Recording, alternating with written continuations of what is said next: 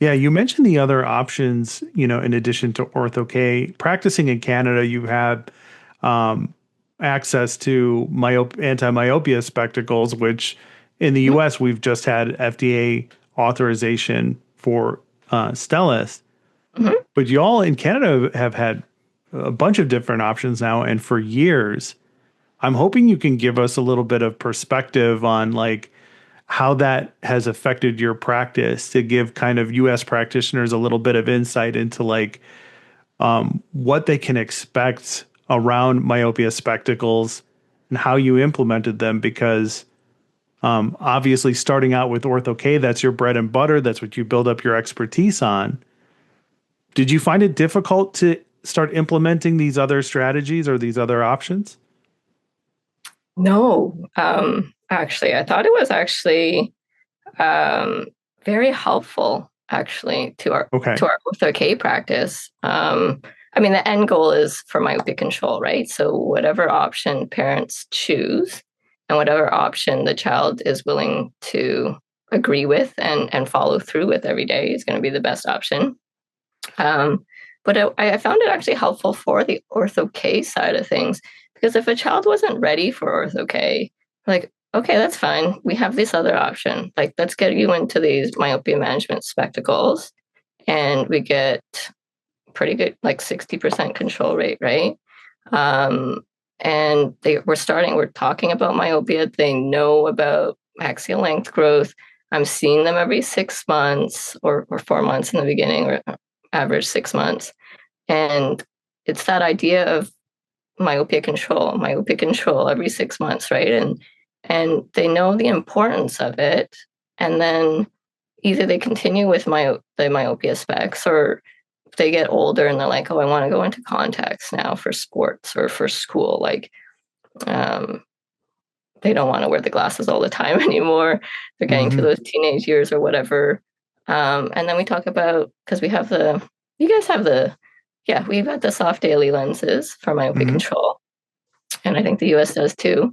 So it's either that or we talk about Ortho-K. Hmm. So in terms of growing the practice, I think it was actually very helpful. It kind of eased parents into it a little bit more if they weren't ready to go right into Ortho-K. Hmm. And, did you run into, because a lot of the problems I've heard are about compliance, right? The kids need to wear these glasses, Mhm. they're fit for the glasses and then they need to wear them that way for basically until they go to bed, right? Yeah. How did that impact your practice? Was your staff like ready to be able to handle those kind of conversations? Like, was there an adjustment period to that? Actually, not too much. I mean, if it was probably a handful of patients, and we'd find out pretty quickly on their 4 month visit or 6 month visit. I mean, we asked them, "When are you wearing your glasses?" Or we'd see their prescription change or the axial length change, and like, "Oh, what's happening? Like, are you wearing your glasses full time?" Um, so, I mean, if it was happening, we would catch it, and then it would be like, "Okay, we have to have this conversation." I mean, they're like 0.75. They Hmm. don't have to always be wearing their glasses, but for the myopia control to happen, they have to be wearing it full time. And if they're like, "Oh, I don't want to wear my glasses," then we're having the discussion about contacts or Ortho-K, right? So we're switching their modality or management plan for myopia. Um, so if it happened, if they weren't compliant with their glasses, we were catching them on the follow-ups, and that's important to have those follow-up visits for those patients, not just say, "Okay, here are your glasses. I'll see you in a year." I still treat them as myopia control, and we're seeing them, like I said, in the first year every 4 months if things are stable and they're compliant. We see them every 6 months, but those follow-up visits are key. Yeah. And you mentioned axial length, which is an absolute, game changer for practice. Talk about measuring for axial length. And I don't want to assume anything, but for those patients that aren't going to pursue a treatment option, do Mhm. you have them come back to check axial length to have that conversation again? Is that part of your strategy? Talk about that if you can. Yeah, we definitely try to do exit length for all our. um, at least at risk kids. Hmm. I mean, if parents are myopic and that's on their and they're using screens a lot, and it comes up in conversation, right, when we're talking about lifestyle and genetic risk and all of that. So we'll always try to get a baseline axial length measurement. Um, Funny enough, last week I was having this conversation with a parent and her son. Her son was probably 12, 13 years old, and she was worried about his myopia, like because she was nearsighted and they missed last year's appointment. So it's been a couple of years, and she was worried. But he was 20/20, and he was maybe Plano plus 25, like, but he was sitting right at Plano pretty much. And I was talking to her about axial length. I was like, I feel like he's doing well, but he's on these screens. He's going into high school. He's going to be on more screens. And I am concerned for myopia because of genetic risk. And I recommend this axial length measurement. And I explained the importance of it. And she's kind of humming and hawing and asking about insurance coverage.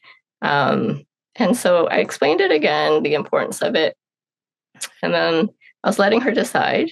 So I mean, I think you asked about, I guess, techniques in terms of talking about things.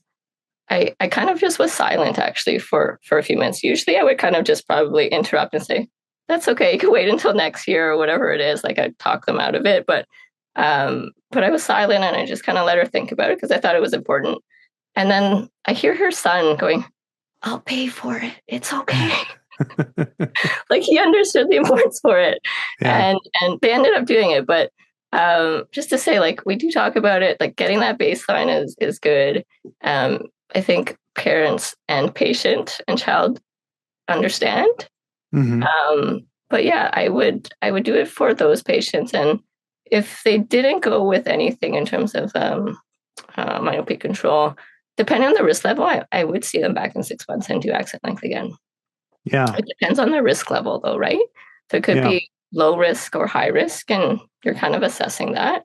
And depending on that, I would bring them back maybe in 4 months, right? If you Hmm. have a very concerned parent, they know the research behind it and they're watching it as well. I mean, some parents come in and like take a picture of their axial length and they're like monitoring it at home. And I had a parent come in with their own graph that they made on their computer, and you could see it being tracked. Um, but it really kind of depends on risk level, and you kind of read the parents and how concerned they are. And for sure, I'd bring them back for axial length measurements. If you're interested in getting the rest of the episode, consider becoming a paid supporter of the Myopia Mindset. In addition to an extended version of this episode and every other episode that we do, you'll also get access to exclusive monthly bonus episodes of the Myopia Mindset. And I know you're interested. You've made it this far. You can do so on our Substack, myopiamindset.substack.com. I'll see you at the next one.